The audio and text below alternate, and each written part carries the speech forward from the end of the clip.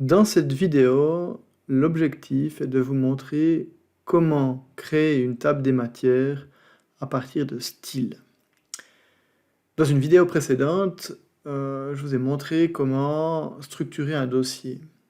Alors là, maintenant, c'est le pendant, c'est ce qui va avec, c'est comment faire pour que Word puisse reconnaître cette structure. Donc pour ce faire, on va attribuer ce qu'on appelle des styles à vos titres. L'avantage de procéder de la sorte, c'est qu'une fois que les styles sont donnés, si je veux modifier un style ou l'autre, je peux à tout moment le modifier.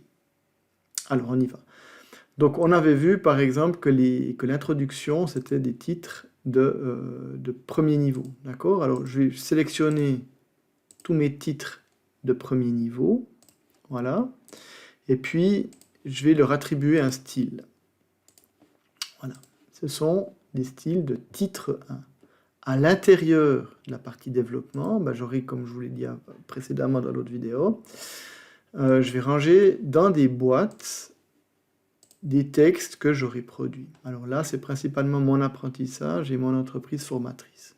À l'intérieur de ces boîtes, j'aurai des textes que je vais produire.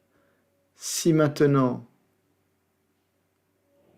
je reprends ça, on voit que mon dossier se structure en fonction de ce que je vais lui attribuer. Dans les annexes, j'ai les titres de niveau 2. Alors, jusque-là, rien de miraculeux. Tout l'avantage, c'est que si je veux les numéroter automatiquement, maintenant que j'ai attribué des titres à mes titres, des styles de titres à mes titres, je peux les numéroter. Alors, je vais venir ici, il faut vraiment presser sur la bonne option. Et puis vous voyez ici que cette structure qu'on avait vue précédemment, elle s'organise automatiquement. Je peux sous affichage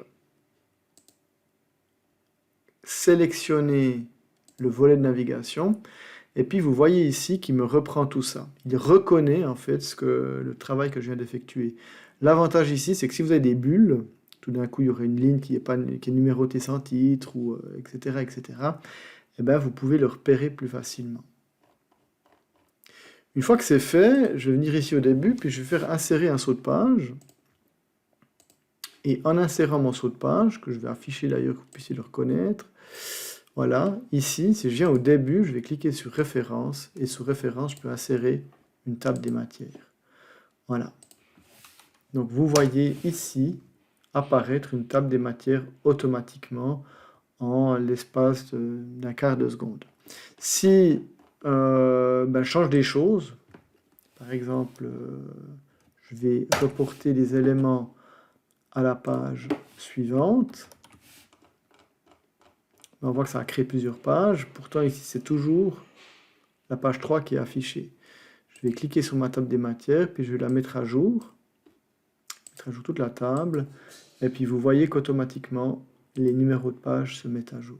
Ce qui veut dire que si vous faites des modifications, jusqu'au bout, tout à la fin, vous mettez à jour votre table des matières.